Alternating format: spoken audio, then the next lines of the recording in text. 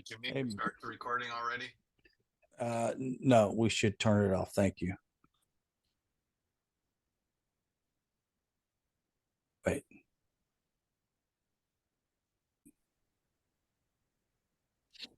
Hey, shalom, everyone. Welcome back. Again, I want to thank Rod for allowing me to be on and on Nativ. And it's been a wonderful time going through the book of Daniel. Like I said, it's my fourth time through, but this is obviously far different than anything I've ever done with it before.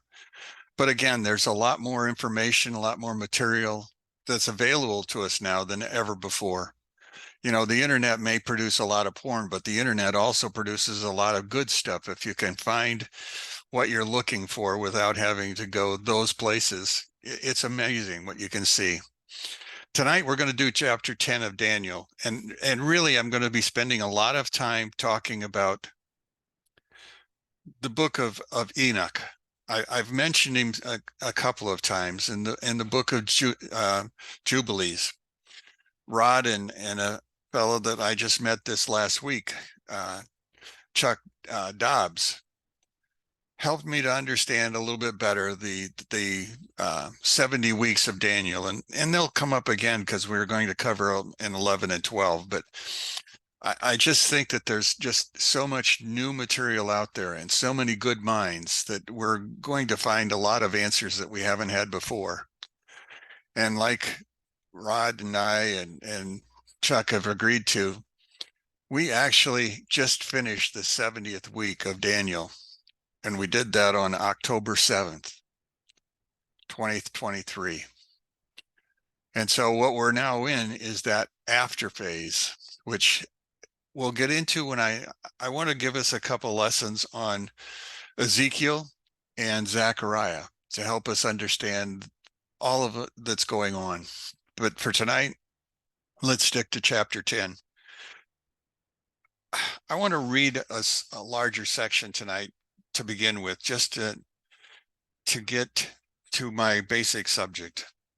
So if you have a Bible, if you want to look at chapter 10, it begins by saying, in the third year of Cyrus, and his name is Koresh, actually, in the third year of Koresh, king of Persia. Now, this third year of Koresh is actually his last year. He will die this year in battle, and he'll be replaced by Ahasuerus, which is the book of Esther. But anyway, in the third year of Koresh, king of Persia, a matter was revealed to Daniel, who was named Belteshazzar.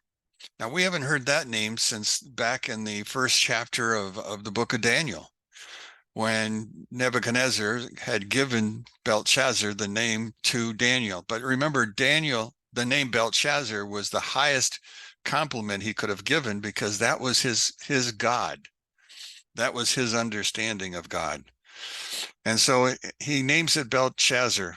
Now, the matter was true, but for a long time off to understand the matter and to explain it to him through a vision. So we're going to look at in 10, 11, and 12, because these three chapters are going to tie together in this section. Now, remember, if you would, back to the very beginning, when I started talking about the fact that the book of Daniel is not in sequence. And the reason it's not in sequence is because it was never written in sequence. They were written in parchment scrolls. It was the sages who put these scrolls together as they understood it and as they felt comfortable with it. So that's why we've done some chapters in Belshazzar, and then we've done Darius, and then we went back to Belshazzar. We just have all of these different years rolling through. It's nice that Daniel did give us the year to help us understand the framework of what's going on. So this is the last year of Cyrus. 2 years prior to this, or just as this is ending, I guess, Koresh, Cyrus, is going to tell Daniel and tell Israel to go home. To go home. And so that is the prophecy, that part of the prophecy that's been given to him, but it's not even spoken of here. We go to the second verse and it begins, or it says, in those days, I, Daniel, had been mourning for 3 weeks of days. 3 weeks of days. But notice when it says, I ate no desirable bread, meat or wine did not enter my mouth, and I did not anoint myself until to the completion of the 3 weeks of days. Now, then it was the 24th day of the first month, and the first month is Nisan. Well, what's the most important time during the Hebrew year is Nisan. That's Passover. Can you think of Daniel, who was an Orthodox, not honoring Passover, but still managing to keep his fasting? Now, the sages come to the conclusion that, yes, if that's true, if this is the month of Nisan, and it is the, excuse me, the 24th day, and look at the weeks that he had. He fasted for 21 days, but we're on the 24th day of the month. It's assumed that during those 3 days that are not counted were the Shabbases. That's what the days that he did eat properly. And that was what was going on. So anyway, as we go through, it says the 24th day of the first month, I was next to the great river, which is Hiddekel. Okay. You have to go back to Genesis, to the second chapter, to find Hiddekel. Hiddekel was one of the 4 rivers that flowed out of Eden. Hiddekel, later by the rabbi's understanding, was the river Tigris. But Tigris isn't in Persia. The Tigris is the northern river of the Euphrates, or along the Euphrates.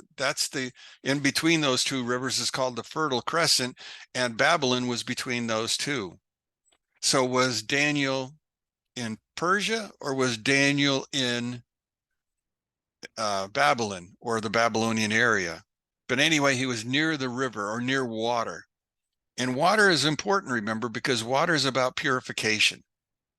And to receive a message from God, if we look at the character Ezekiel, remember Ezekiel's first message came to him when he was by the river Kavar. And as we go through this whole process, then we understand that there's something explained here that we hadn't seen before. So here he is by this river that's in Egypt, or that's in Babylon. Now, again, this is a vision. So the question is, did it really take place there, or did the vision take him to that place? That's the question. Now I raised my eyes and I saw, and behold, one man. Does not name the man. It just simply says one man. Now, in the book of Ezekiel, in the 9th chapter, there's another character there that Ezekiel sees, and he's called just a man. The same language is used for him. But it says he was clothed in linen, his loins girded with fine gold. His body was like Tarshish, and his face like the appearance of lightning, and his eyes like the flaming torches, and his arms and legs were like the color of the burnished copper. And the sound of his words loud as the sound of a multitude. I, Daniel, alone saw the vision. The people who were with me did not see the visions, but a great fear fell upon them, and they fled into the hiding. Okay. Let's go back to an understanding of what a vision is. How could he see a vision and the men who were with him did not see it? Well, a vision takes place in one's mind. It's not physical. It's not something where he stands there and can panoramically view everything that's going on around him. Literally, this is all going on in his head. But there was such trauma in what was going on in his head. What did it do to his companions who could not see the vision? You notice what happened to them? They began to what? They got fearful and they went and hid. Now the question is, who were they that went and hid? Well, according to the sages, again, in the book of Megillah, the sages were 1, Ezra, 2, Zechariah, and 3 was Malachi. Now, those are important figures biblically, yet they were not subject or were not even involved in what was going on. So he's having this vision in his head, but it is so traumatic that they began to panic by it. They began to change. And so we're looking at something that, in a normal way of looking at it, was panic-filled. Panic-filled. Now, they've said that the character that, with the description that we had, one of the possibilities was that this character was a priest with the linen garments. There are other descriptions that are given to him, but I began to think about this for a while, and I went to a book called the Book of Enoch, First Enoch. I don't know if you've read Enoch. If you have, you know that it's actually 3 different books. The first one's written in Hebrew, the second one's written in Aramaic, and the third one's written in Hebrew. Now, they say that Enoch was the author, but the book has a writing date of about the 2nd century BC. And because it's in that period in time, we also have to understand what the culture of the world was, or Israel was at that point. You see, now was a time when people were beginning to look into the future. They wanted to know what was happening. And in the process of understanding what was happening, a lot of material was beginning to pour out. The material was coming from a group called the Essenes. I don't know if you really know much about the Essenes. One of their biggest and best known communities was down in the Qumran Valley. That was the area down along the Dead Sea area. And if you were to go that area, and if you've been that area, you know that along there you see all of these caves on the hills. Well, it wasn't until 1947, just before Israel becomes a nation, that the caves, shepherds were out there and they threw a rock into the cave and broke a jar. And they went into the cave and they found 3 vessels that had not been broken, and inside were scrolls. And they began to bring the scrolls out. A French father, a priest, by the way, who was there, took a look at these scrolls and he hoarded them, kept them for the Catholic people. Because you see, the scrolls that he found were scrolls that were biblical. And he was worried that the Catholic religion would be tainted by what he was reading, or what had been written. And so he hid it. And it wasn't until 1990 that these scrolls began to show up, and people are now able to look at it other than through a Catholic eye. There are basically 60,000 scrolls or scroll pieces that have been found. Some of the best ones are in the can't think of the name of it, behind glass. It's the book of Isaiah. There are 4 or 5 books of Isaiah. They're all identical, indicating that the scribe who did it the same way, 1 letter at a time.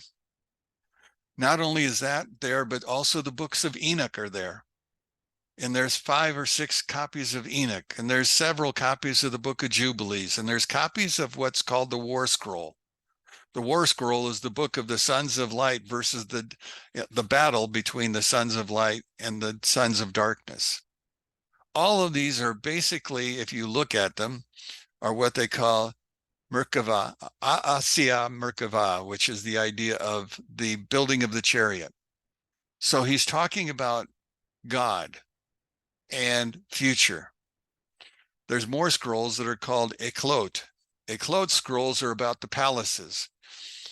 We're going to talk about the book about Enoch. Enoch was the one who began the process, according to our story, began the process of describing the palaces of heaven. and describing the angels of heaven and talking about them. I want you to look back at Genesis, and I want you to go to the 5th chapter.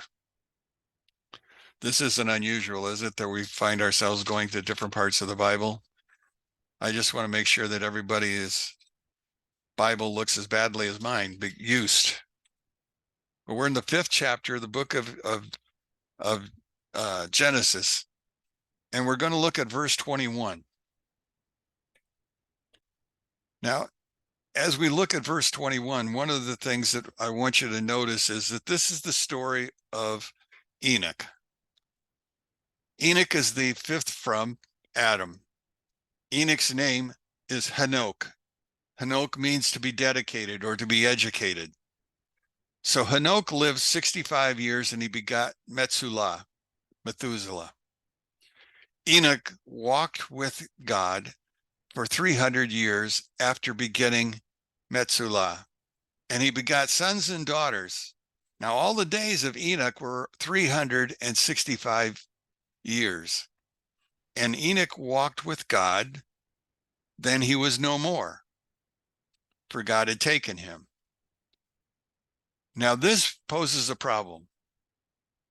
First off, if you compare his lifespan with everybody else's, you notice that he doesn't live as long. And he doesn't die according to the way the text is written. He is just taken. So what's missing? Well, that's what the book of Enoch begins to talk about. In fact, it takes the first, 36 chapters just to describe this section. Now, it includes more than this, but the idea is that this is the section that we need to understand. And so there's lots of places where they begin to look at this whole thing. And as they're looking at it, they begin to, in the book of Enoch, they begin to add to the understanding of what's going on. Now, one of the problems with this is the fact that the word for God here is the word Elohim. Elohim can mean judges. So the rabbi said, well, this is talking about the fact that he met with the judges, or he walked with judges.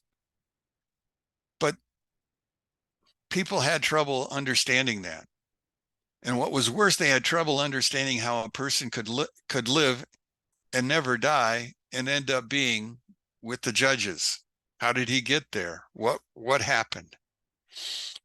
Well, in the first book of Judges, it begins to go through this understanding. And let's see, do I need to give you more information than that? Yes, I do. Let's look at the character above it. The character is called Jared. I named my son Jared, not understanding who Jared was or what Jared was. But Jared is going to be the father of Enoch.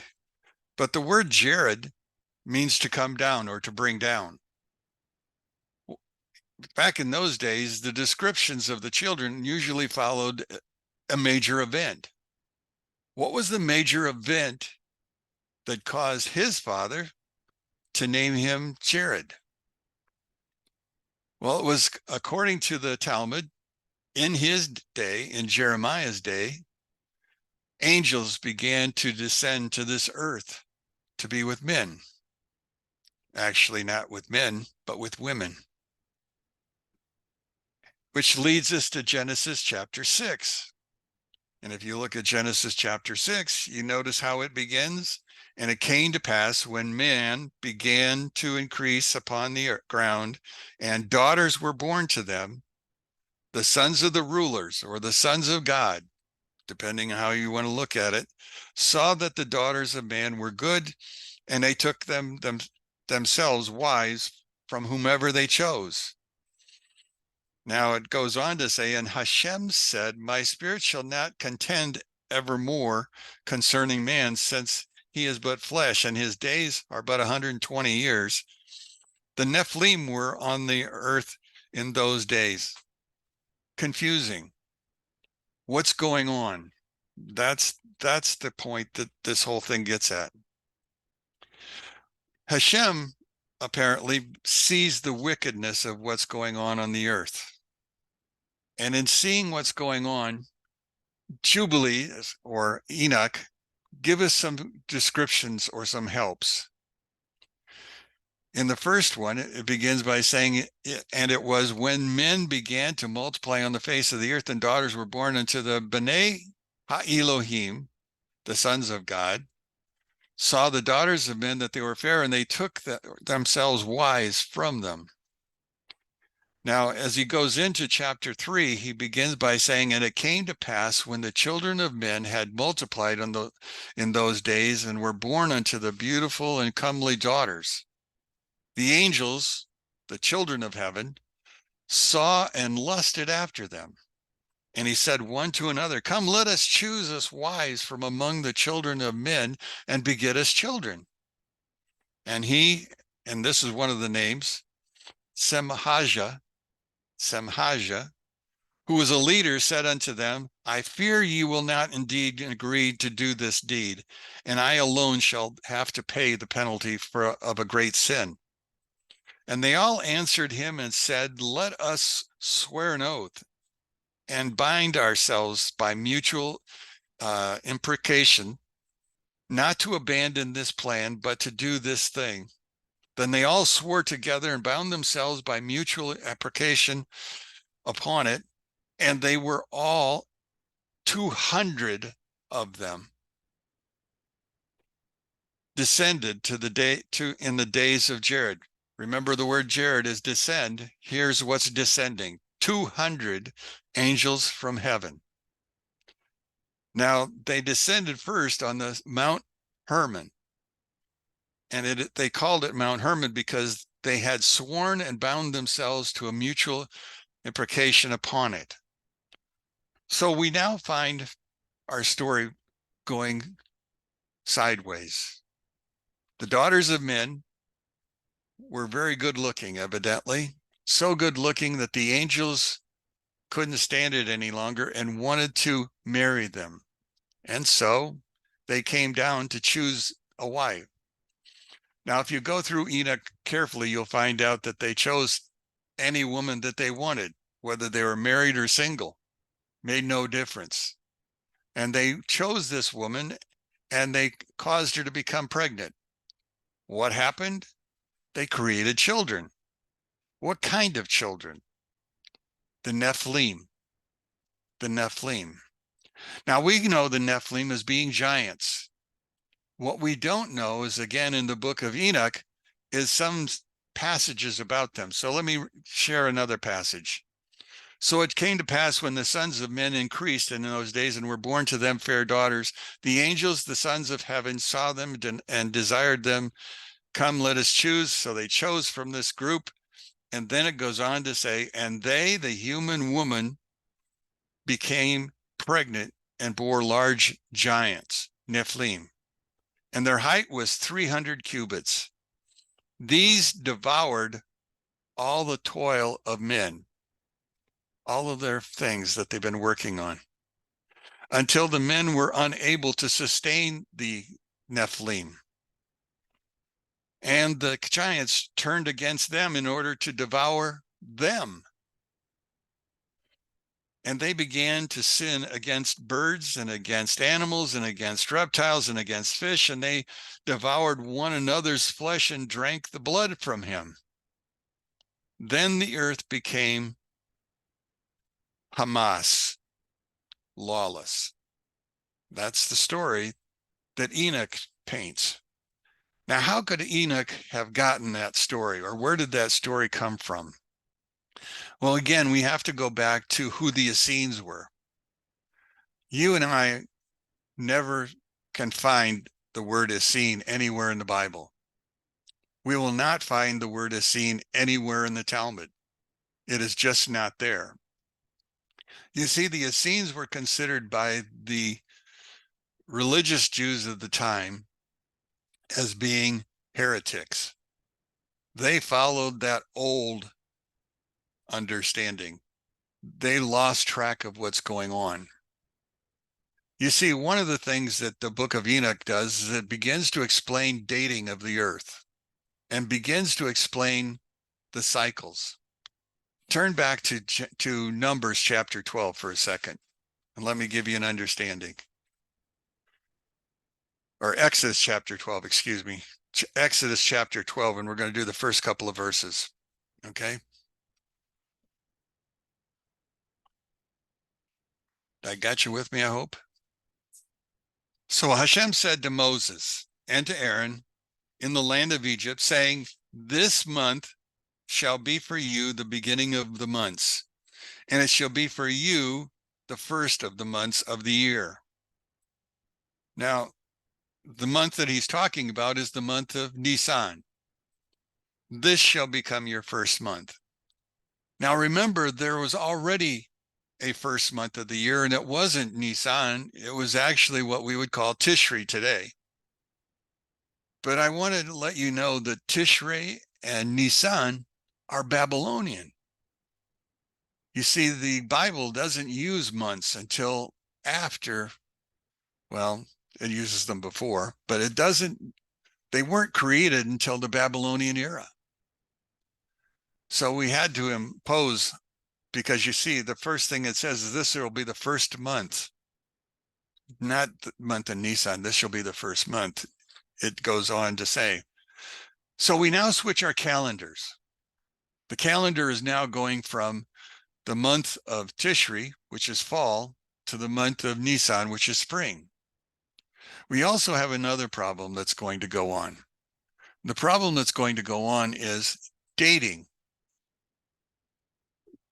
In a Jewish calendar today, the number of days in a Jewish year are 354 because they follow a lunar calendar. Now, the lunar calendar was established by the rabbis, but that was not the calendar that was there before the Babylonian exile. At the Babylonian exile, the Jewish calendar was composed of a solar year. Now, as a solar year, it's not 365 and a third or a fourth. It was 364. 30 days in a month, plus the equinox and the solstice and the equinox. I can't think of what I'm looking for, but anyway, that's in my head. So they changed the calendar. So there's 30 days in a month times 12, that's 360, plus the extra 4 days is 364. That is the year that should have been followed. But the Jewish rabbis changed to create this new calendar. And in order to make that balance, they had to create a 13th month, remember? And that's the month of Adar, the second Adar. So those were the months that have been created. Well, since they refused to follow those calendars, they were shunned. But that wasn't their only problem. You see, the Essenes believed in Zadok. He was the high priest appointed by David and his lineage. But we know that after the coming back to the land, the lineage of the high priest was not admired. And to the point where by the time we get to the Hasmonean dynasty, the Hasmoneans were not of the tribe of, not a Levi, not a Cohen. They just became. We know that in the days of Herod, we know that he appointed people that may not even have been in the Levite tribe. So we began to lose track of not only the Cohen, but we lose track of the calendar. And therefore the Essenes left Jerusalem, moving outside multiple places, but the main focus was down in the Qumran Valley. Since they were no longer priests as we would recognize them, they simply followed the calendar of 364. They simply spent their time recording for posterity, or hope for posterity, what was going on. they will find that during the days of the Romans, when they began to clear cut the nation of Israel, remember about 66 through 70 AD, they began to march across Israel, eliminating, and the Essenes were eliminated. We only have record of what was going on there and the buildings that are left. In fact, for a while, they began to think that the Essenes were only men, that's the reason that the Catholics adopted the male policy. Since then, they have found some graves of children and women, but they haven't gone very far into digging because of the fact of the cultural heritage. So they just simply understand that this was a group that practiced what we would call true orthodoxy based upon the laws that are in the first 5 books. And so that's how the whole thing started. Now, in the case of Enoch, Enoch was one of the books that they wrote. Enoch tries to explain to us what happened to Enoch himself. In fact, they say Enoch wrote it, but he couldn't possibly, well, he could have because he never died, but it was written by someone else. And in the course of time of his writing, what he began to understand is the fact that when at 65, he produced Metzulah. At 65, he also began to walk with God. And the question becomes, what does it mean he walked with God? Now, if we're talking about a Rabbi Akiva, walking with God was his attempt to reach heaven, to go as high as he could, to get to what we call today paradise. That's that world that we will go to after we leave this one. And so in this process, then he begins to learn from God. And God uses him like he's using Jeremiah, like he uses Ezekiel, like he uses many of his other prophets, only he was sent to the Nephilim. He was sent to the angels that lost their first estate. By the way, lost their first estate. Jude, verse 14. You see, in the book of Enoch, you will find multiple verses that are New Testament verses. They pulled from Enoch. They pulled from Jubilee to help frame the first 4 Gospels. That's where they're getting their information from. So it was fascinating to begin to read the book of Enoch, the first one especially, because it deals with this whole area. Turn back in your Bibles, not to where we're at, but I want you to go to Daniel chapter 4. And I want to refresh your memory about one verse, verse 14 in chapter 4.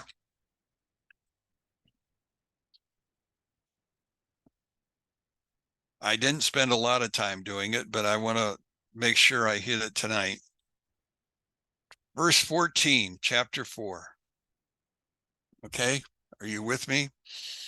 This is dealing with Nebuchadnezzar again. Remember, he has this dream about the tree. In 14, he says, the matter is by decree of the angels. By the decree of the angels. And the sentence is by word of the holy ones. I want you to look at that word holy ones for a second, and then I want us to go on. It says, so all the living beings may know that the Supreme One rules over the kingdom of man, giving it to whomever he wishes and appointing it to those he chooses. There's an interesting phrase where it says holy ones. It's those who are watchers. The Hebrew there is for the word for watchers. Those are the holy ones. Now we have to ask the question, what are watchers? There are no other phrases in the Old Testament that can help me. But guess who has answers? Book of Enoch, first Enoch, has the answers for me. You see, the first of Enoch deals with these chapters of angels. The angels are also going to be something else that we can look at. So go back to chapter 10 and let me pull a verse for you again.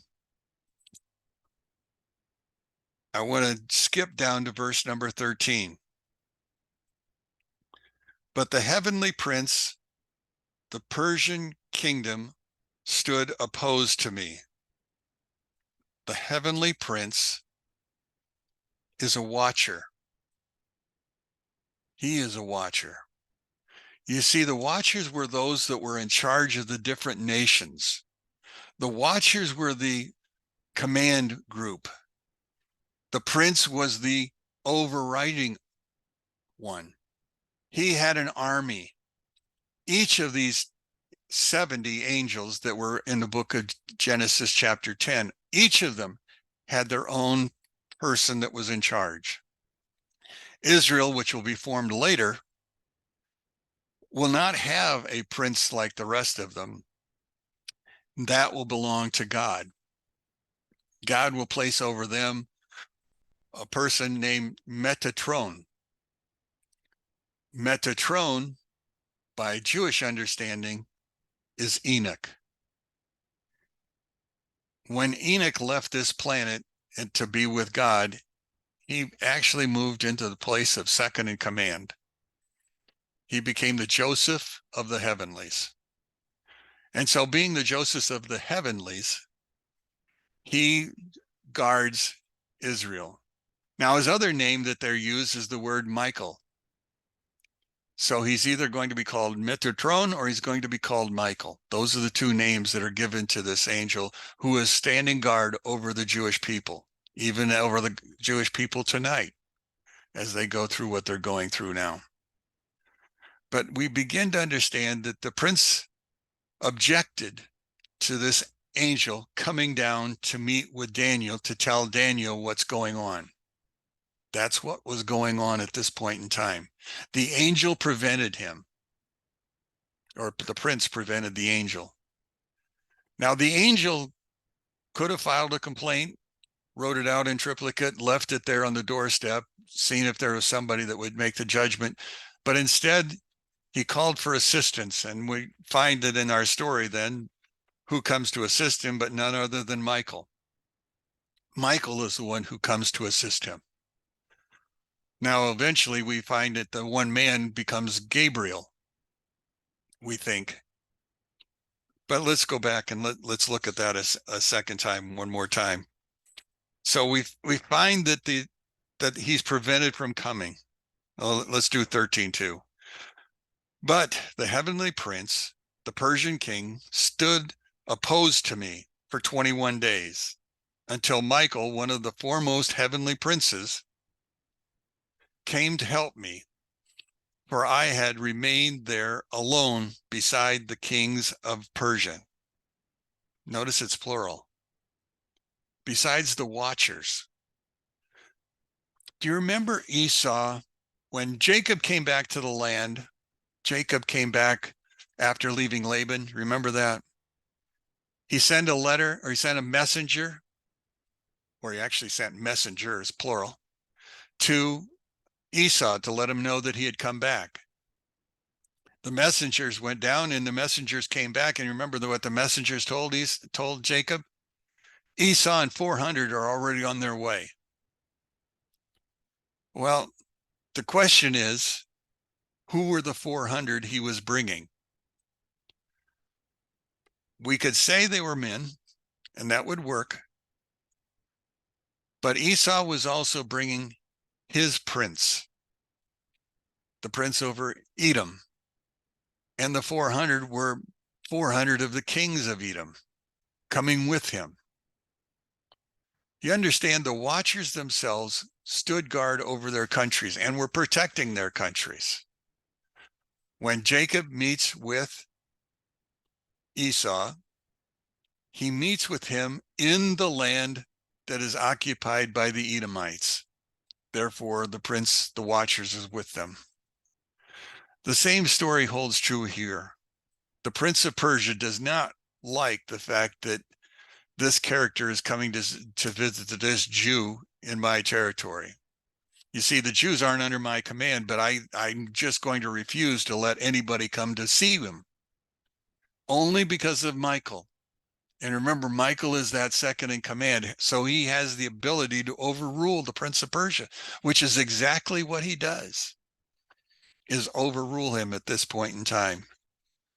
And so at this point, we begin to see that there's a lot of things that are going on within the nation itself. Now, as we continue on through the verses, it says, as he spoke these words to me, I set my face towards the ground and I was dumbfounded. As he spoke these words, now remember, they're all in his head.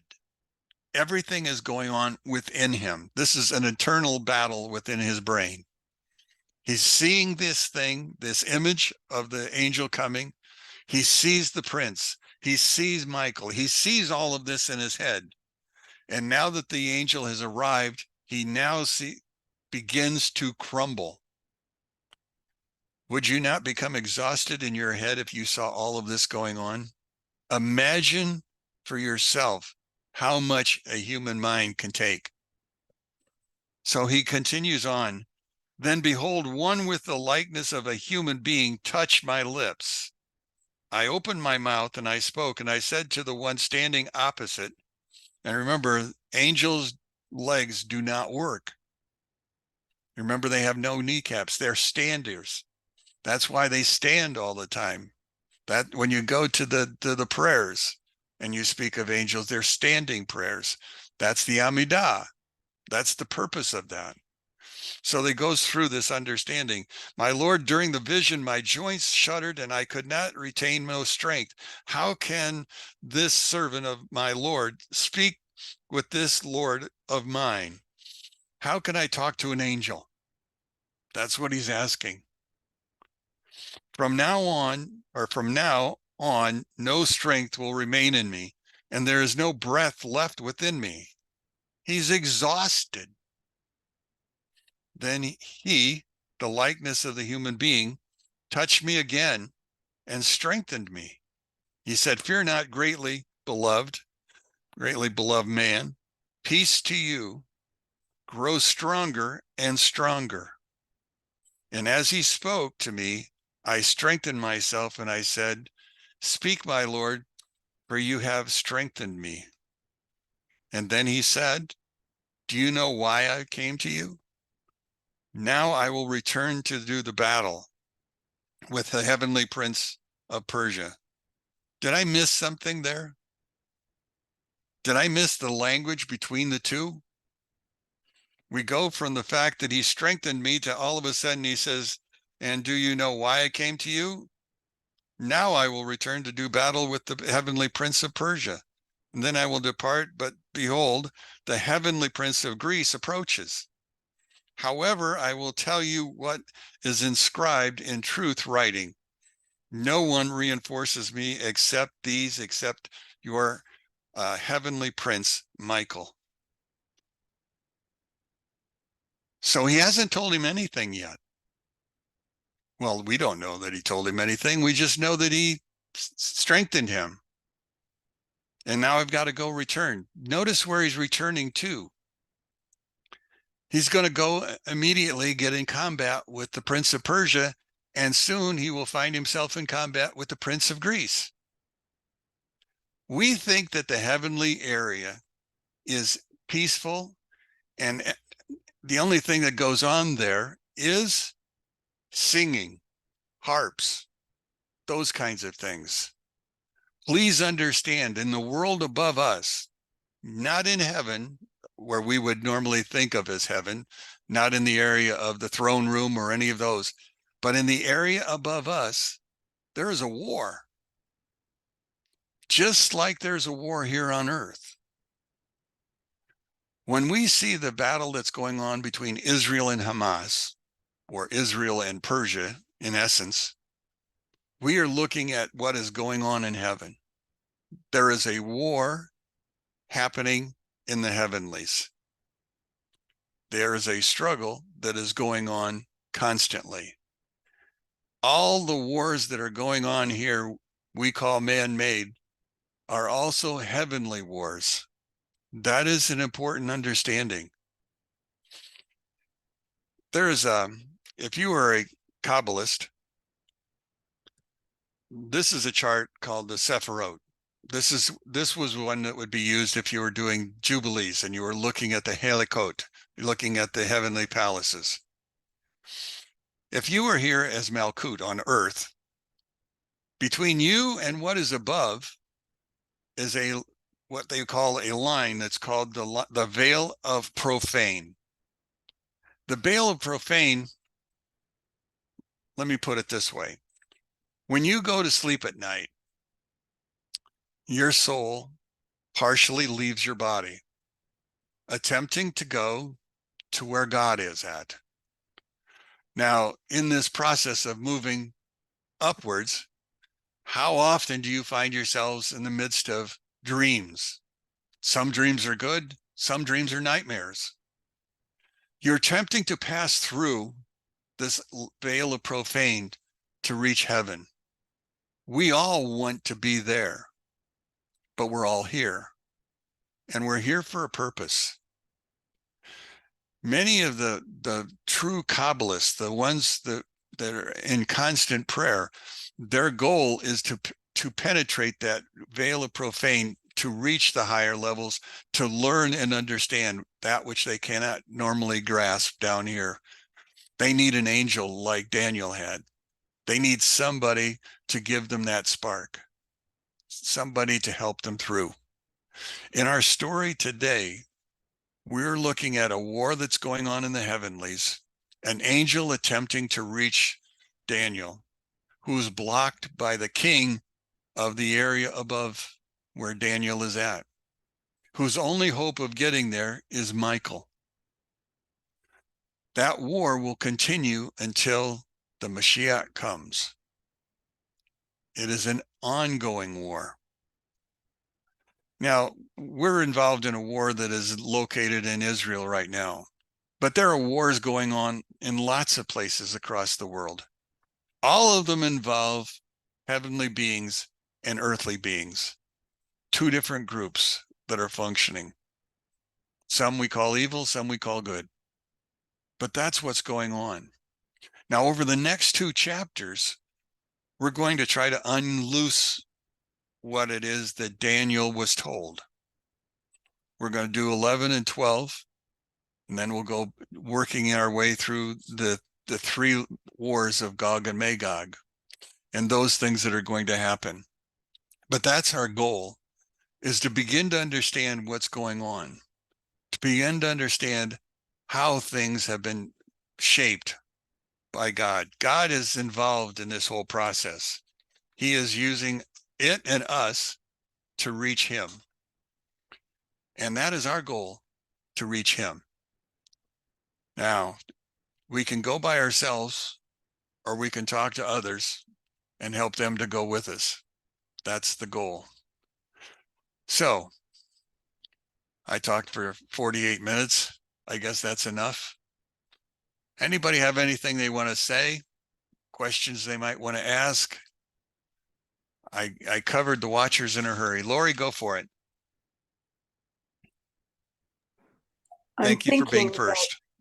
Well, I think since our country has an angel that is supposed to be guarding us, I think we need to ask for a replacement because it seems like he's not doing his job very good at this point. Well, if you go to the Capitol building in the United States, Washington, D.C., and you went onto the Capitol building, Congress, what do you see on top of that building?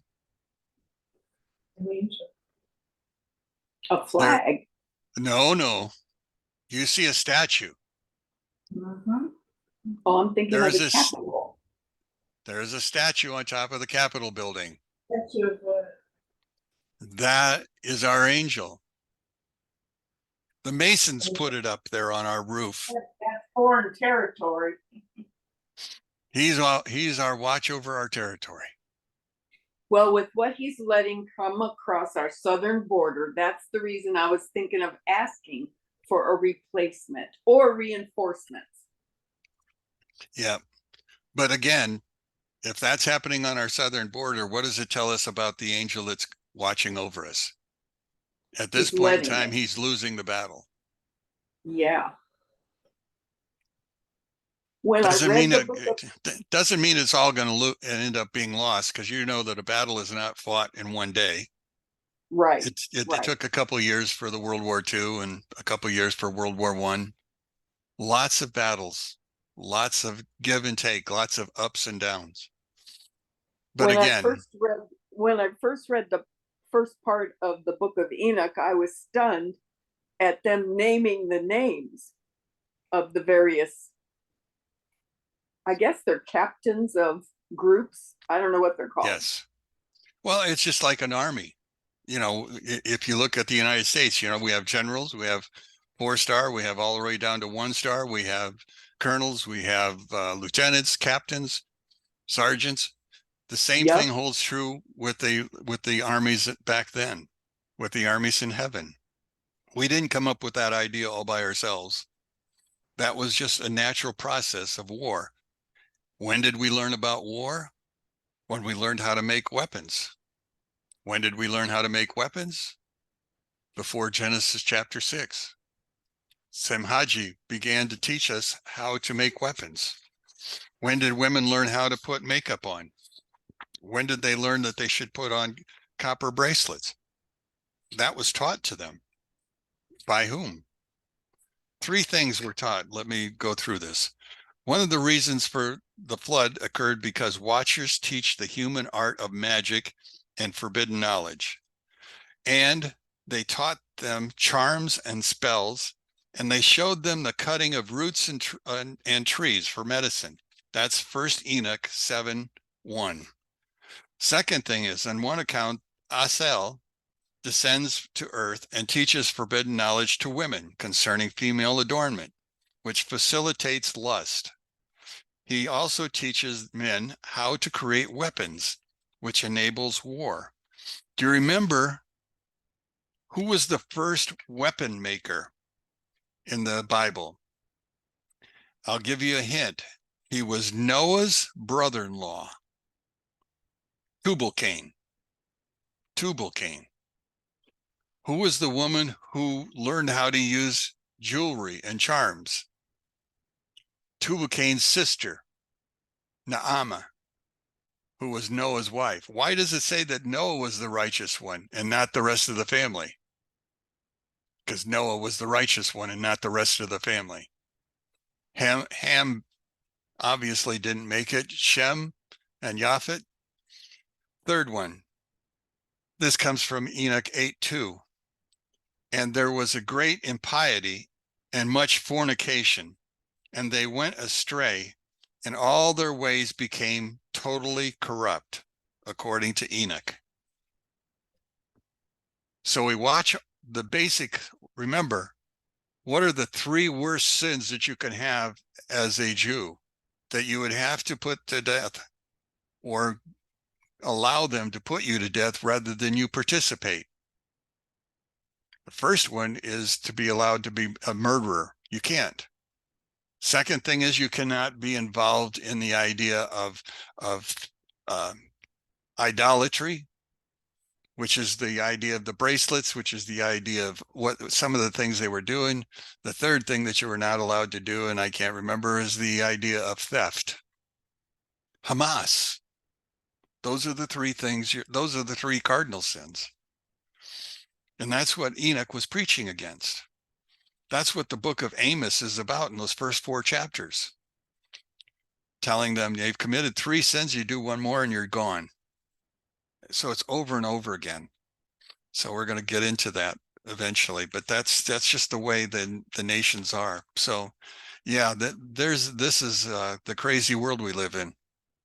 But the Jews began to find this is a good way to understand the fact, why can't I defeat my Yetzirah?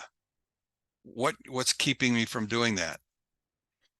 Well, when the flood came, God condemned the angels who came down to beneath the earth. To the Nephilim, he took their bodies away. They became soulless beings.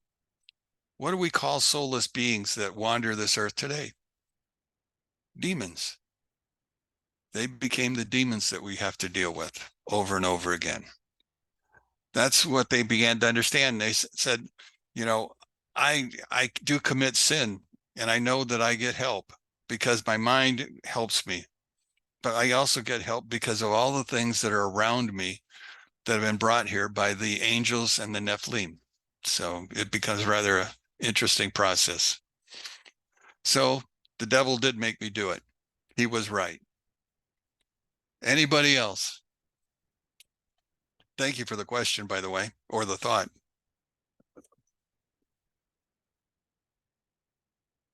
Did I give you enough stuff to think about? Well, I've got a question. The angels and the ones that are over countries, and the angel of Persia fought a battle to keep the Jews in Persia, and he lost. Then he fought another battle to keep the Jews from building the temple, and then he lost that one also. So what the angels do is, I'm not quite sure. It's what they do, what they guard. They may not guard our personal lives, but they guard some type of spirituality of some kind. Is my thinking, because I think what happened to the angel on October 7th, what happened to Michael on October 7th. But maybe they don't guard us in that way. Maybe there's just something deeper that they watch over and guard. By far, just our lives. But Yeah, anyway, Michael, you nailed it. You for sure nailed that. well, that's just the way my thinking takes me. I don't understand. I mean, Rabbi Yochanan said that God doesn't do anything until he consults the heavenly host. What does that mean? Who are these? The myriads of angels, but why? And so I just Yeah, I think for us to try to interpret the what do you call it, the parallel battle that exists within the worlds, right? And that we at the physical level, for us to try to comprehend how that interacts is so far beyond us. Like we can't understand, like I can't understand why 1,400 is Israeli youth and children and whatever were murdered. But at the same time, look at what's happened in Ukraine. I mean, so you have all of this death and destruction coming. We did it for 20 years, 22 years, the United States in the war on terror. It's like this, there has been some battling going on, and it's not just in this physical realm is to wake those people up like us who are connected at a higher conscious level that go, hello, we need to be aware that something big is going on. And that's why we've got to throw our support behind Israel, because if Israel doesn't defeat Amalek, if Israel doesn't defeat Gaza, the terrorism, we got to keep dealing with this. And I think the United States is, and other governments are behind it as well, though they're pretty silent, like Germany. You know, Germany sends supplies there, logistical supplies. yeah, So, there's a lot that's going on. yeah, there's rectification going on while this is going on too. So we got to remember that. People are having to make a decision. Right. They're having to make a conscious decision on a moral grounds, if nothing else. Even if they don't believe in God, they're having to make moral decisions. Right. What was it today? The main people in the House were allowed to see the videos of what it looked like. And now they're going to put it for all the members of the House. Hopefully Tlaib will actually watch it to understand what position she has put the nation in by her actions. Evidently the Congress, they found out that they have their own special website that they go to where they talk with each other. It's their own private Facebook page in which they talk about the Palestinian issue and how they hate the Jew. Wow. That is not a good thing. And she's not there by herself. You also have a big Hollywood producer who's Jewish that has taken that content and is going to make a movie out of it so people will go watch it. I think that now is the time for righteous people to step up, period. That's just it. And regardless of what level you're on, that's not material. We're not saints floating around here with halos. I'm talking about the average man going, no, we're not doing this anymore. I think we're seeing that in this country. Who knows? But those Yeah. protests in DC today really encouraged me. 300,000. That was a good number. And to see It them was interesting singing, dancing, they weren't tearing stuff down. And it's obvious. God is pointing out the obvious to us. well, and President Biden didn't even bother to look out the window. Oh, really? Didn't know that. No, he was not there, and neither was the other president. She wasn't there either. Wow. Neither one of them were there. But anyway, it was rather, well, he was in California. I shouldn't make fun of him. He was in California. Okay. But at the same point in time, she didn't represent the government. Nobody represented the government except the Speaker of the House. He was the only one there. I didn't realize that. That's not. Hey, Steve, Yes, ma'am. I'm still thinking about what Mike said. Would God actually decide things by consensus? What was the point of what he said? I don't think I got it. Okay, Michael, go ahead. Point on which, on how Hashem consults kind of his cabinet. Yes, I think that's what she's talking about. Yeah. Well, that's just something, I had read Rabbi Yochanan said that. And I'm not quite sure that I understand it, but that's what he said, that there's some heavenly court or cabinet that Hashem confers with. And that kind of gives it is it a stamp of approval? Is God just showing that he's humbling himself to an extent to take these group with him? He has opinions with him. I don't know. Well, Right. look, it goes back to a Torah principle that a king cannot make a judgment against someone, like judgment of death or destruction or punishment, without the consultation of the court. The Sanhedrin. And if you don't have there should be an argument. And even, there is the law of the Sanhedrin says that even if everybody is against this one individual, if you don't have one person defending him within the Sanhedrin, then the case is thrown out. I mean, justice has to be done. So even Hashem is demonstrating that he doesn't act capricious. When things happen, you better know it's serious. That reminds me of the angels who spoke out against the children of Israel and basically said they're no different than the Egyptians.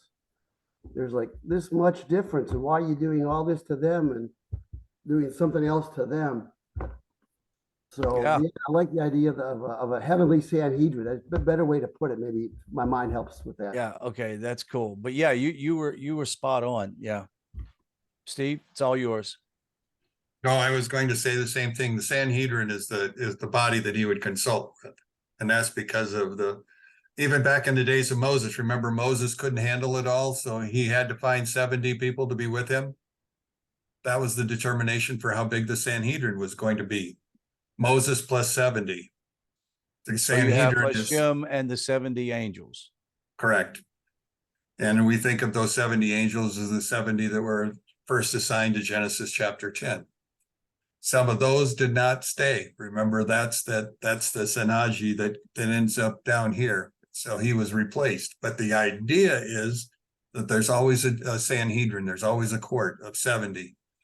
Right now, remember, technically, there should not be a Sanhedrin, but in actuality, Rod, there is a Sanhedrin in function.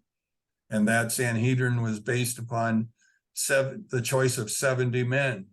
It was not made by the decision that it isn't completely righteous the way it was chosen because of the way the Levitical group was not in function at that point in time the way they should be. There was no high priest. and those kinds of things, but they do have a Sanhedrin and they do decide cases.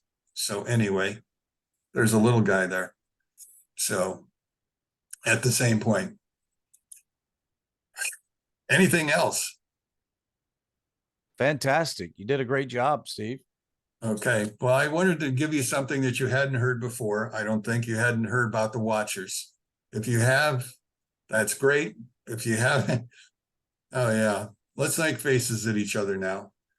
Do you think we can cut that part of the tape out? Well, we have to cut that part of the tape out now. Anyway, so Hey, Mike, Oh. who are the kids? This is Theodore and Lillian. Theodore and Lillian. Awesome. so Awesome. that's good. Okay. Shalom, shalom, you guys. See you next week. We'll do chapter 11. Laila Tov. Thanks.